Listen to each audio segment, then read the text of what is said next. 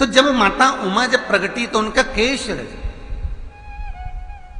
भूमि पर गिरा, और भूमि पर गिरने के कारण उससे एक वृक्ष उत्पन्न हुआ जो नीम का वृक्ष कहलाता, निमाड़ी का वृक्ष कहलाता। इसलिए साउथ में, दक्षिण में नीम के वृक्ष को स्वयं देवी का प्रतिबिंब माना जाता है। नीम के वृक्ष को स्वयं माता का प्रागट्य उत्सव माना जाता है। नीम के वृक्ष को स्वयं देवी का भाव वर्णित किया जाता है। और बहुत सुंदर बात है महाराज जी, जिसके शरीर में माता निकल गई हो, दाने दाने पड़ गए हो पूरे शरीर में, बुखार भी बहुत तेज आ रहा हो और पूरे शरीर में माता जी निकल गई हो, एक लोटा पानी जिसके शरीर में माता जी निकली है उसके पास में रख दो, और वो पानी उठाकर नीम के पेड़ में उस व्यक्ति के ऊपर से 7 बार उतार के नीम के पेड़ में डाल दो। 3 दिन के अंदर उसकी माता जो शरीर में निकली हुई है, दाने दाने पड़े हुए हैं, जो बुखार बहुत तेज आ रहा है, उसमें धीरे धीरे आराम मिलना प्रारंभ हो जाता है। यहां तक शास्त्र कहता है कि किसी व्यक्ति को अचानक बहुत तेज बीमार आ गया, बहुत तेज बुखार आ गया, या एकदम, हम तो यहां तक कहेंगे कि ये वायरस चल रहा है, महामारी चल रही है, और कंठ में भी आपको अगर जलन पड़ रही है, कंठ रुक रहा है, बुखार बहुत तेज आ रहा है, शरीर में ताप है, डॉक्टर को दिखाओ मना नहीं है, सब कुछ करो मना नहीं है, पर 1 लोटा पानी अपने ऊपर से उतार कर 21 बार नीम के पेड़ में ले जाकर नाम गोत्र बोलकर डाल दीजिए, और नीम के पेड़ के नीचे की मिट्टी को अपने कंठ पर लगा लीजिए। 20 से 25 मिनट बाद आपको आराम लगना प्रारंभ हो जाएगा। ये उमा देवी है।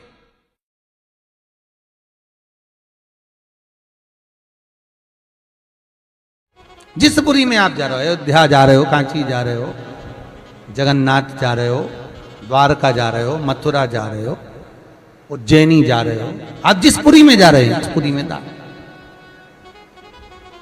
उसका महत्व शिव कथा कह रही महाराज। कोयल का तुम जन्म नो, ऐ सती, जिस समय पर 2 आषाढ़ पड़ेंगे और तुम मेरी आराधना करोगी, तब मुझे वापस पालोगी। महाराज शास्त्र कहता है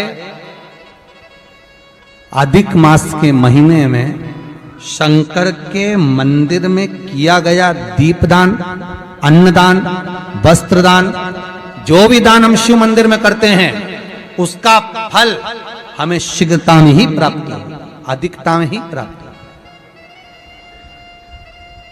कथा सुनिए ना भागवत जी, किस किसने सुनी है भागवत? जरा हाथ उठाओ जिनने भी भागवत सुनी है। सुनिए, राजा बलि का चरित्र सुना है? कौन था राजा बलि? पूर्व समय में जुआरी। राजा बलि कौन था? पूर्व समय में जुआ खेलने वाला, और जुए में इतना हार गया, इतना हार गया कि कुछ बचा ही नहीं उसके पास। अब जब जुए में हार गया सब कुछ, तब बड़ा दुखी हुआ।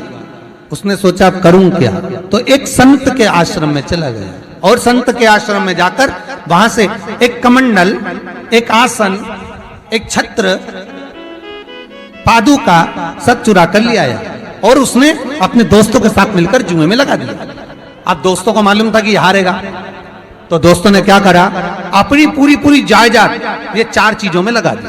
अब 4 दोस्त का माल, एक छतरी, एक कमंडल, एक आसन, एक पादुका में लग गया। और आज क्या हुआ कि ये जीत गया, वही जुआरी जो रोज हार रहा था आज जीत गया। अब जीत तो गया, जीतने के बाद बहुत धनपति हो गया, अच्छा पैसा आ गया। अब जब पैसा आ गया तो इसके मित्र बन गए, मित्र बने तो साथ में ये नशे में धुत रहने लगा, वैश्याओं का संग कर लिया। अब वेश्या का संग करा तो एक दिन एक वेश्या ने इससे कहा कि तुम कल मुझसे मिलने आओ तो मेरे लिए बीड़ा और गजरा लेकर आना बालों में लगाने का।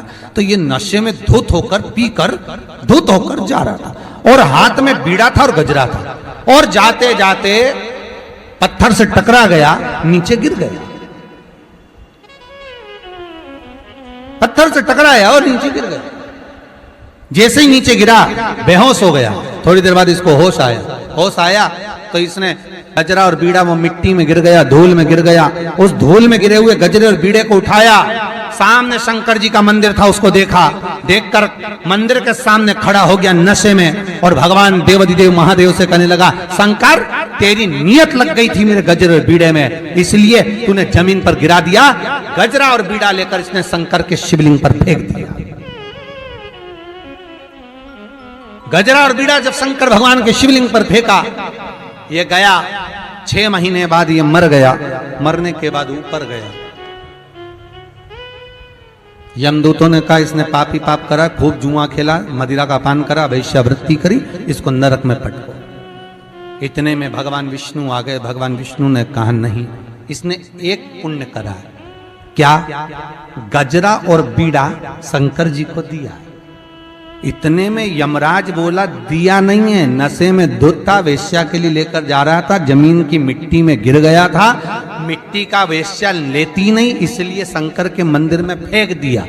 भगवान विष्णु बोले भले फेंका, फेंकने को तो नली में फेंक देता, गटर में फेंक देता, पर शंकर के मंदिर में फेंका ना, इसलिए एक काम करो, जितने कदम चलकर ये शंकर के दरवाजे तक गया था उतने कदम गिने जाएं और जितने कदम ये शिव के मंदिर में जाकर फेंका है उतने कदम गिनकर उतने दिन तक इसको बैकुंठ का राज्य दे दिया जाए, इंद्र का सिंहासन दे दिया जाए, देव इंद्र का सिंहासन।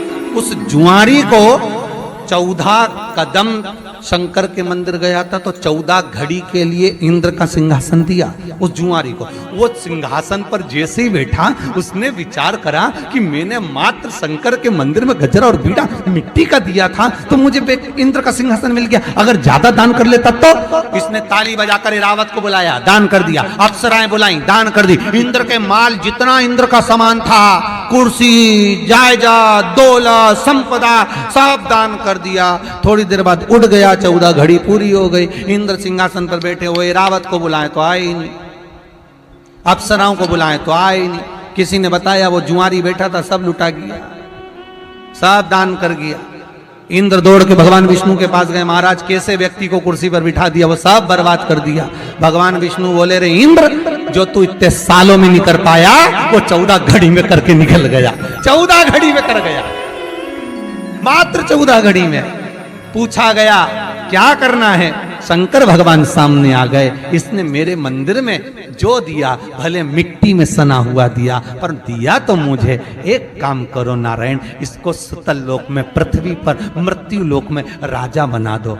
और भगवान विष्णु कहते हैं राजा ऐसे ही नहीं बनेगा, इसने मेरे शंकर के मंदिर में दान दिया है, इसलिए ये नारायण स्वयं ब्राह्मण का बेटा बनकर इसके दरवाजे पर भीख मांगेगा। राजा बलि बने और वामन भगवान ने उनके दरवाजे पर भिक्षा मांगी, क्योंकि उसने शिव मंदिर में दान दिया। तो साधारण नहीं शंकर का मंदिर, शंकर की उपासना साधारण।